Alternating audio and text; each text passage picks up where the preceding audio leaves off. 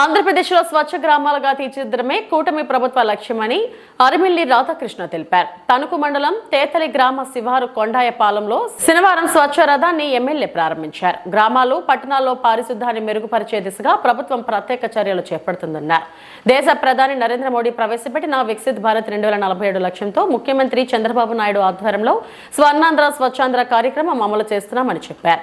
రాష్ట్ర ఉప ముఖ్యమంత్రి పవన్ కళ్యాణ్ ఆలోచనలతో ఈ కార్యక్రమాన్ని రాష్ట్ర వ్యాప్తంగా ప్రారంభించామని తెలిపారు. గ్రామాల్లో తడి పొడి చెత్తను వేరువేరుగా సేకరించి పారిశుద్ధ్యాన్ని పెంపొందించేందుకు మండలానికి ఒక స్వచ్ఛ రథం కేటాయించారని పేర్కొన్నారు.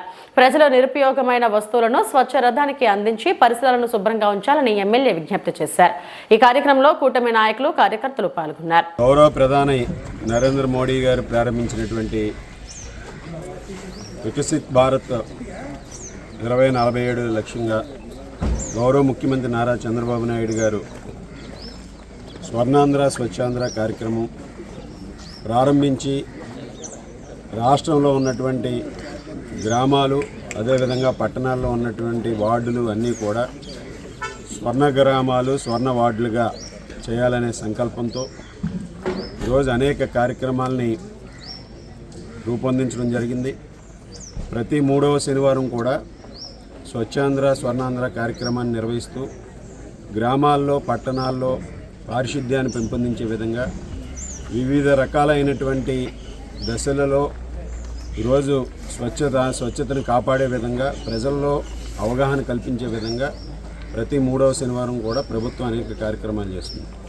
ఈరోజు స్వచ్ఛాంధ్ర కార్యక్రమంలో భాగంగా గ్రామాల్లో స్వచ్ఛ రథాలని ప్రారంభించి ఈరోజు మండలానికి ఒక స్వచ్ఛ రథం ద్వారా ఈరోజు మన ఇంటిలో ఉన్నటువంటి ప్లాస్టిక్ వస్తువులు, పాతబడిపోయినటువంటి ప్లాస్టిక్ వస్తువులు, గాజు సీసాలు, అదేవిధంగా ఇతర ఎలక్ట్రానిక్ ఐటమ్స్, పనికిరాని వస్తువులు, ఏదైతే డ్రై ఐటమ్స్ ఉంటాయో వాటిని ఈ స్వచ్ఛ రథంలో ఇస్తే దానికి తిరిగి వారు నిత్యావసర వస్తువులు పొందవచ్చు. అది ఈ స్వచ్ఛ రథం యొక్క లక్ష్యం. స్వచ్ఛ రథాల ద్వారా మీ ఇంటికి వస్తుంది, స్వచ్ఛ రథాలు మీ గ్రామాలకు వస్తాయి. మన ఇంటిలో ఉన్నటువంటి పాత వస్తువులు ఆ స్వచ్ఛ రథంలో వచ్చిన వారికి ఇస్తే మీకు సరిపడేటటువంటి నిత్యావసర వస్తువుల్ని మీకు రిటర్న్లో ఇస్తారు.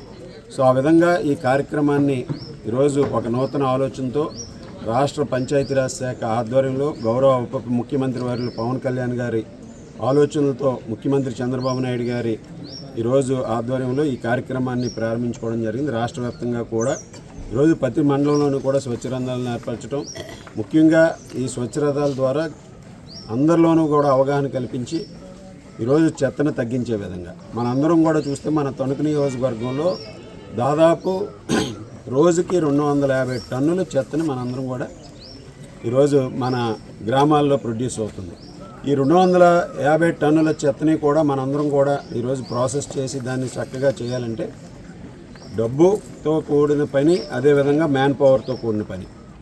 ఈరోజు ప్రజలందరం కూడా, మనందరం కూడా సహకరించి పొడి చెత్తని, తడి చెత్తని వేరు చేసి పొడి చెత్తలో ఉన్నటువంటి ప్లాస్టిక్ వస్తువుల్ని, అదేవిధంగా గాజు సీసాలని, ఇతర వస్తువులన్నింటినీ కూడా ఈరోజు ఇటువంటి స్వచ్ఛ రథంలో ఇస్తే దానికి బదులు మనకి గ్రామాల్లో పారిశుద్ధ్యం పెంపొందుతుంది, మన ఇంట్లో పరిసరాలన్నీ చక్కగా ఉంటాయి.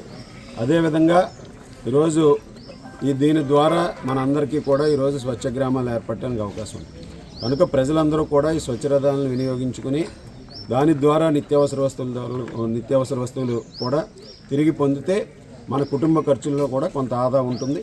ఆ విధంగా ప్రతి ఒక్కరూ కూడా ఈరోజు ప్రభుత్వం ఒక నూతన ఆలోచనతో ప్రారంభించినటువంటి ఈ స్వచ్ఛ రథాలని ప్రతి ఒక్కరూ కూడా వినియోగించుకోవాలని సందర్భంగా కోరుకుంటూ మన తణుకు నియోజకవర్గంలో ఈరోజు తణుకు రూరల్ మండలం, అత్తిలి మండలం, ఎరగవరం మండలానికి సంబంధించి 3 స్వచ్ఛ రథాలని ప్రారంభించుకోవడం జరిగిందని ఈ సందర్భంగా తెలియజేసుకుంటూ ఈ కార్యక్రమానికి వచ్చినటువంటి ఈరోజు అధికారులకు, అదేవిధంగా కూటమి పార్టీల నాయకులకు, కార్యకర్తలకు, అదేవిధంగా అందరికీ కూడా మీడియా వారికి ప్రత్యేకమైనటువంటి ధన్యవాదాలు తెలియజేస్తున్నాను.